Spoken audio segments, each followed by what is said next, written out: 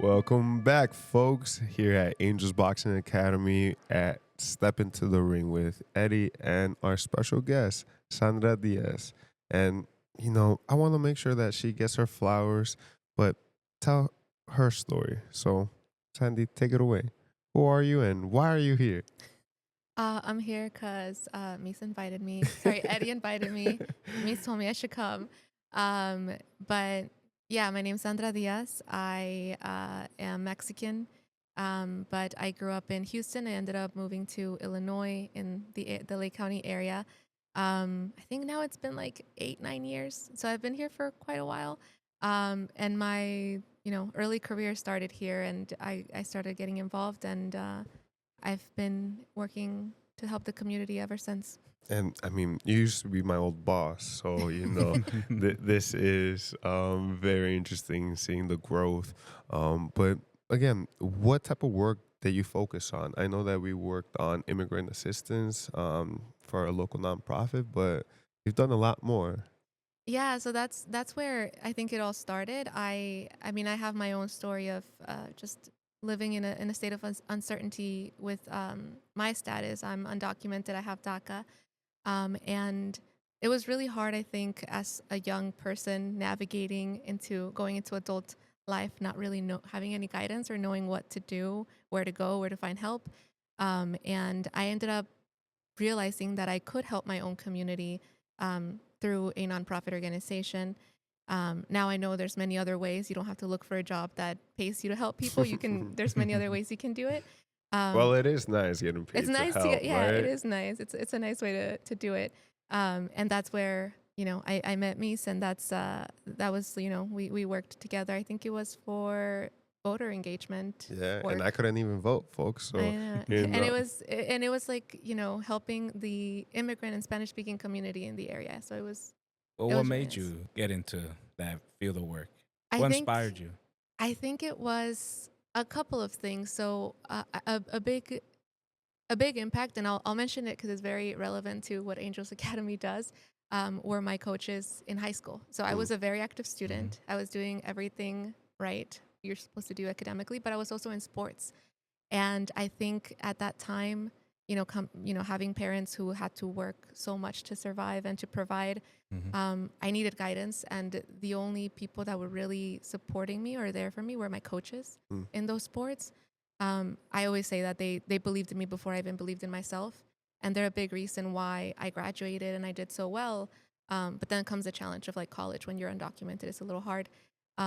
But yeah, my own experience in being undocumented, I think not being seeing that I couldn't really do much for my parents or trying to find ways that I could help other people like my parents, that motivated me to find a way to be able to support my community.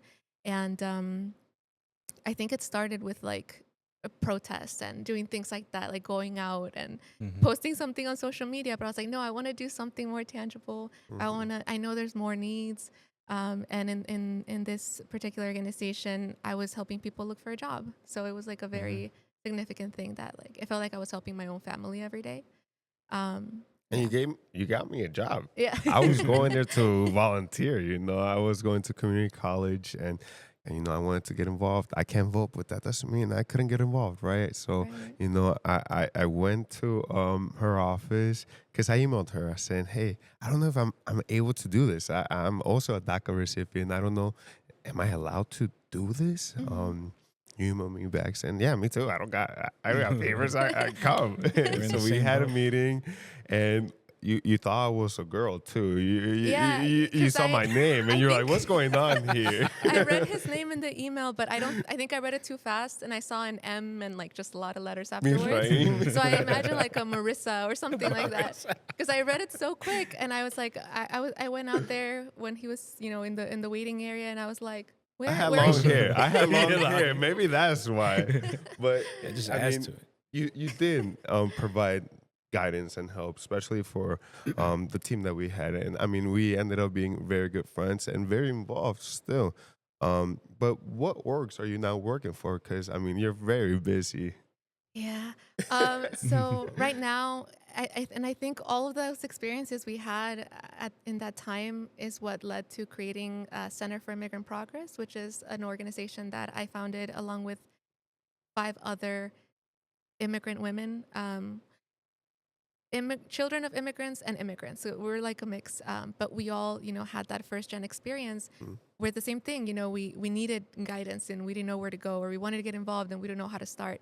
And we realized that in Lake County there was that kind of gap of like services for that population, that group of people that want to do all, like, they're motivated to do things to help the community, but they don't know where to start. Mm. So that's Mm-hmm. kind of where Center for Immigrant Progress came out, and we decided to create this organization to get people involved, to inform people, and more specifically also to provide scholarships for people who have DACA, so they can renew their DACA, and then also for undocumented students, because there's less opportunities for scholarships for undocumented students, and that's like an academic scholarship, and it's not necessarily for like a 4-year university. You could also use it for like a trade school, Mhm. like culinary or anything like that. We just want people to not we want people to not have a barrier to accomplish their dreams. Right, because I mean, you need the tools. People say pull yourself up by the bootstraps, but if you don't got no boots, what Or las bootstraps are you botas. talking about? Yeah. But I mean, that's one organization that you helped found. What about the other one? So the other one is an organization that I currently have an official position in, a job. It's called Alianza Americas. We're a national org, and we have member orgs. So Center for Immigrant Progress is actually a member org of this larger organization. We have 58 members, and they're all migrant-led organizations, which is really cool, really unique. And our focus is more on providing that like broader analysis of what's going on in the world, Mhm. and supporting these other organizations in pretty much anything they need. And my role is narrative specialist. So what I support them with, the staff, but like our staff at Alianza, but also the member orgs, is storytelling. Basically, is making sure that we're promoting a positive narrative for our immigrant community and we're combating the negative ones. And yeah, making sure that the stories are told by the people themselves. So what inspired you to, well, first to start CIP, but also to go all the way to, it's Chicago, right? Yeah, it's in You got to work all the way in Chicago. Chicago, Yeah. Alianzas Americas. What made you want to jump from one to the other? It was a really hard decision, I think, because I love the work I was doing with Center for Immigrant Progress, and now I'm a volunteer, but I still love it. So I'm still involved in it any way I can as a co-founder. But I think it felt in the moment, which was, I think I've only been there for a few months, so it's about to be a year. So a year ago, I was really questioning what my role is in helping my community. Like, what more can I do? Where can I do the best work, or Mhm. give the best part of myself and contribute the most? And it felt like in the narrative space is kind of where I was, like all of my history and in So working, what like do you do in the narrative space? Is that just, or what is it? it's just like storytelling. Like, Oh, okay. yeah, and I think it's because I have my own story and I experimented with a lot of ways of just kind of sharing what I experienced, and Mhm. just trying to get people to, I don't know, open up and just feel comfortable and realizing that they're not alone. Sometimes when I share my story, other people share their own, and that opens like a whole road of like connections that we can do. Like I'd call it like I'm in the business of human connection. No, yeah, definitely. And it felt like, this was a scary thing for me because it's like a national, reach. Mhm. But if it's being offered to me, if it's the opportunities there for me, it's for a reason. So I kind of took it as like, I think it's a new challenge. Do you like storytelling? I do. Do you like writing? I do. I saw that you like writing too. I was watching one of the episodes. You mentioned that you wanted to get into No, writing again. no, yeah, I have. It's barely just started. I always get writer's block, but Same. no, yeah, when I was a kid, I loved writing, Yeah. and it was kind of just like fictional stuff. But Yeah. what did you ever write stuff? Anything when you were little, when you were younger? Did you I write little stories? It wasn't so much story. I think it's more like poetry that I was really Oh, into, okay. and also just finding it was an outlet, definitely. Like Mhm. at a time when I felt very alone, and then with like my status, also coming to terms with that, what that meant. that was like my outlet. And like I write so that I can understand myself and what I'm feeling, just process it. Um, yeah. So I do have some things. I have a blog that I haven't posted in for like Do you have you written poems though? Do you have yeah, I have you a have a book few. of poems? You gotta Yeah. bring next time. You gotta bring. Yeah. You gotta show us your poems. Yeah. But no, I'll make everybody cry. That's all right. It's good to cry. It's good to cry. It's I okay did to want to cry. ask, Okay. how do you think narrative building um can help? Because I mean, a lot of what we want this podcast to be is for our coaches, for our students, for our community partners Mm. to have a platform to, show their narrative, to build it and explore, right? Again, you might not know everything, but I mean, who does? Yeah. I mean, I think anytime something big happens that changes the world or changes people's worldview, it's something new. It's something creative. So I think that's where that's I guess my philosophy is like we have to experiment. We have to try new things that we haven't thought of before, because if we keep doing the same thing, like business as usual, we probably won't accomplish anything new. Mhm. So finding new avenues, especially when it comes to like speaking to the younger ones, like Mhm. figuring out what they're interested in the first place. Like you're not going to go and give them like I don't know, like a blog for them to go and read online. Like you got to find other ways to be able to promote the positive messages so that they'll actually listen to you Meeting them where they where they're are. at. Yeah. And I think that's what y'all do really well. No, I admire it. we're not a normal place. We're a boxing academy, Yeah. So people are kind of getting punched in the face here. Often. The It's last like week, you listen or last week it got real bloody in here. You did not want to see that, but But hey, no one has to get into the ring if they don't want to. Again, it's just for those because folks usually think boxing is bloody, and it could be, but we want to Kinda make is. sure that folks step into the ring and enjoy themselves. we have a and lot of bloody do noses something, here. do something that pushes them to a new limit that makes them build a narrative of their own and yeah. be of a mind of championship. Because again, you're building towards something, whether it's improving your cardio, whether it's throwing better jabs or again just pivoting. And Yeah. in life, you And kind of just have fighting. to pivot. You have to Yeah. fight. Yeah. That's what it teaches you. It teaches you how to fight. Not only Yeah. like physically, but also mentally. It's kind of like Yeah. what you're doing, what you guys have been doing for a while is fighting for our gente, or for immigrants, and kind of that's what most people need to find in them is their why. Why do they want to Yeah. fight? And you Mm. guys found it. And But what do you say to people that? Can people get more involved and help our community more? I think everyone can do something every day in whatever. I know it's kind of hard at first when you're just like, oh, where do I start? Where do I go? Um, it can start in like everyday activities. Like even if the only thing you can do is share information, then share information. But I think another way to take it even further is like looking at the organizations that are already doing that work, finding one that resonates with you, like their philosophy, the vision that they have for the world, and finding ways to volunteer your time if you're able to volunteer time. If you can't volunteer time, maybe you can, donate money or help, I don't know, ask them for a job. I don't Do know. something. Do Do something, something. but Do try what and Miz find, did. or like even getting close to people like you all. Like there's going to be events eventually in the community, and even making sure people know that you're an ally, that you're there to support and you're a safe space for them. I think that's also really important. And I wanted to add, I think what you all do here, and I think what we feel as an undocumented person, I think before I learned more about like my rights and just how to support others and also about myself, I think I was in a very like shy place. Like I was just a little afraid, my head, keeping my head down, keeping low. I think once you learn more about yourself, but also about like what you can do, and in terms coming back to like boxing, realizing that what your body can do, pushing yourself to a limit and like, building up to something even bigger. Mhm. It's like you have like this newfound confidence, Mhm. not just in yourself, but in the way that you present yourself to the world. And I think that translates to like every aspect of your life. So I'm a big proponent of like sports and yeah, that it changes lives. you should see how they walk at the beginning when they first step in You gotta here. record them as they walk in for the first time to the We, academy, we, and then we'll look at the security cameras. We got Security 24/7 security. Just if anybody wants to check us out, we got it on lockdown. But I mean, they just walk a lot more confident. confident.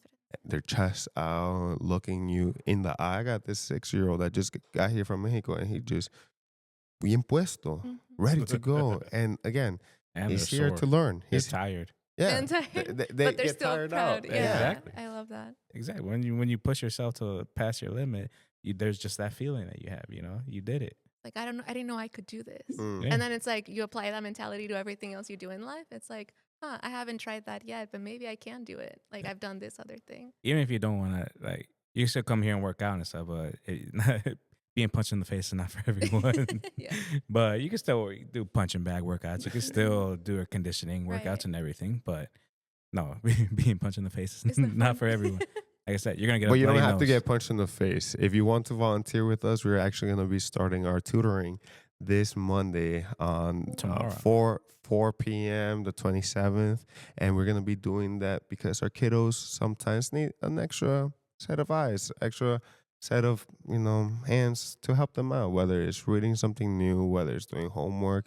Again, I'll check their notes and see how we can help. Maybe I could Professor do. Mies I- in the I- building. I Professor could use Mies. some refreshment for myself, but Mhm. that's somewhere where folks can get involved. Right. So again, that's something that we are launching and telling folks that we're here to help. Again, whether it's homework in the gym or just immigrant assistance, immigrant rights, we want to make sure that they Knowing know. your rights, No, you no. know. But I did want to touch on something very important. As a Latina woman getting into sports that are predominantly male focused, how did you combat those machista thoughts and ideas? And how can you help our girls? Because again, our boys do fight, but so do our girls. Yeah. And I want to make sure that we lend space and make sure that, we hear your advice because again, I didn't live through it. So again, I wouldn't be able to tell you. Yeah, I love that you asked that because I actually have a soccer game after this. So I still do sports. I am still involved in that. But when I was I think it was in high school, this is me probably just like um, thinking more of what I was doing at the time, but I had a lot of talent for the sport. And I think my coaches saw that too. Like I said, they were always there supporting me, helping me become better. But I don't think my parents saw it. And one of those barriers I had at the time was my parents telling me that soccer wasn't for girls, for example. And I don't recommend it, but I guess this proved to how important it was for like 14, 15-year-olds me. I would do cross country and track practice in the mornings at 6 a.m. And then I had soccer practice after school because I couldn't do, I had to choose. If I didn't go in the morning, then I would miss out on one or the other. Mhm. So what I would do is I would sneak out of my house, bike to school, and then come back before my parents even like left for work. So what time will you wake up? Like 5 a.m. It didn't happen too many times because I got caught and they said that's not safe. And I was like, well, you don't want to take me to practice, so how am I supposed to do this? Mhm. And I think that's when my parents started realizing how important this was to me. Like it wasn't just like this thing. But I mean, it continued on, them kind of not really thinking that I should be doing the sports, but I don't know what was in me that made me really, I think is I saw the benefit every day. I think that's what it was, that I was healthier, I was stronger, and also the fact that at least in high school, doing sports, you had to maintain a certain amount of like attendance and your academics to be able to actually compete. So that was the big thing that kept me so focused in my academics, that it meant that I could participate in these things that were really important to me. I guess I was also very competitive and I didn't want to lose, I guess. and I didn't want to lose before even trying and not even be able to compete. And winning an opportunity. Yeah, so I think it was a lot of challenge, especially with my parents. But I think at the time I didn't know how to explain it to them. I think when I got older, I explained. Now I have a much better relationship with my parents. I think they now see, because I've been able as an adult to talk to them about the benefits of doing sports, especially at a young age. how good it was for my health, but also my academics. Like there were so many things that like I said, it translates to so many other aspects of your life. To this day, I hear the voices of my coaches when I'm having a hard time, not just when I'm training or like working out or whatever, but like in life too. Like I had my track coach. He would always say, "Slow feet don't eat." My cross country coach would always say, "Finish strong. No matter what you're doing, finish strong because you know you're running cross country. At the end, you have to give it your all. Like because usually you have still energy towards the end. So yeah, finish strong. Oh, their words are always like in my mind when I'm having a hard time, and it stuck with me beyond that. So Why does slow feet don't ease continue to pop up in your mind? it was I don't know. When does it pop up? I think it pops up most When you're playing when I'm soccer? hungry. No, when I'm playing soccer, it's kind of like if you're not trying or like if you're not giving it your all, like everyone else is, you know, you got to kind of think that you got to give the best that you have if you want to win. For sure. Yeah, give it a good shot. I think that's amazing and beautiful, and thank you for being vulnerable because I don't think that was easy. I mean, I don't You know, almost made him waking up. cry. Look at him. I don't He's know. got tears in his eyes. I mean, waking up at 5. I know I have Yeah. to do it for prayer, but to go work out. I mean, on a bike, man. I don't know how you did that, but I appreciate your grit, and I think that's something that's translated to everything you've done. I mean, I've seen the growth, and I'm very proud, Sandy. So thank you so much for what you do. And before we leave, I know that tensions are high. Folks are, a little concerned. Um, what can they do? What are their rights? What are some few tips you might have that might ease our viewers or their families? Because again, the kids that step into our rings are not only here and then go home and everything's perfect. They have Right. families that, again, are mixed status. 1 in 4 kids in Illinois actually come from mixed status families. So, what can you say? Yeah, I think it's really important to stay informed. I think you know there's so many, at least in this area in Lake County, there's so many orgs that are already starting to do know your rights events. I recommend finding those, and I think you know just making sure that you are aware of what those rights are. They're passing out these like little red cards that say what your rights are in case, so you don't have to like memorize everything, but you have it with you at all times when you need it. And you know, I think my message is always prepare for the worst, but hope for the best. And I think aside from knowing what your rights are in a time of uncertainty, I think going out in the community, like finding community, whether that's here at Angels Academy, whether it's with like other parents or like your neighbors, just making sure that you are still being connected with like the people that you're surrounded by, because it'll make you feel less alone and realize that, you know, you do have support and you already have people who will, you know, fight for you and care for you. And I think that's the most important thing right now for us to just realize that we do have a community and we have a strong community here. I love it, folks. I mean, we're here to help, full service, year round. Even on some holidays, you can come. But again, Sandy, we want to make sure you give shout out to whoever you want to give a shout out, whether it's your parents, whether it's those coaches, whether it's your hamster. I don't know if you even have a hamster, but if you do, give them a shout out. Because of the theme of you know the podcast, I'll give a shout out to my coaches. I still have to reach out to them. I have them all on Facebook. So shout out to Coach Price, Coach Lockett, and Coach Williams. They changed my life. I don't think I've told them that, so I might send them this clip so that they know that I think about them every day. But also to my parents for all the sacrifices that they made and for allowing me to come into this kind of community. I've learned and grown so much in this area. I'm so happy I got to meet people like you both. And shout out to my organizations that allow me to do the work that I do. So Center for Immigrant Progress, we're on Instagram, on Facebook, on TikTok, on YouTube. We have our own podcast too. It's called Through Immigrant Eyes, and we just share stories through the eyes of immigrants and their perspectives. And Alianza Americas, which is the org where I work now. And you can also find us in the same platforms by the name. I love it. And, I know Coach Angel has been wanting to do a Know Your Rights workshop here at Angel's Boxing Academy. So stay tuned to that because, again, we have the partners, we have the right people. And, again, we know that the community needs these resources. So, again, we're meeting them where they are and, again, making it exciting, making it fun here at Angel's Boxing Academy. So, folks, before we leave, any last comments, Eddie? Just thank you. Thank you for coming on today. Hopefully we'll have you again in the future to talk. You gotta bring those poems. Yeah. You gotta make me cry. That's how you know it's gonna be a good podcast. It's easy. It's easy. I Makes can't me cry. It's easy. No worries. He's a sweetheart. Yeah, he's a softie sometimes. And remember to come volunteer if you can to our tutoring hours here Monday, tomorrow at 4 p.m. Again, we want to make sure that you get into the ring and do what you can. Meet people where they are. So let us know how we can make it easy for you to get involved. And subscribe to the podcast. Always. I mean, subscribe, Subscribe to the share, donate. I don't know what buttons you got to press, but hit the bell. Spotify, All the buttons.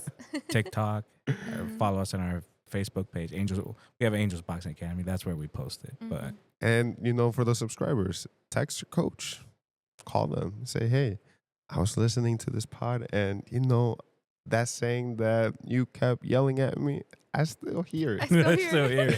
It still rings my head. All right, folks, thank you so much. Have a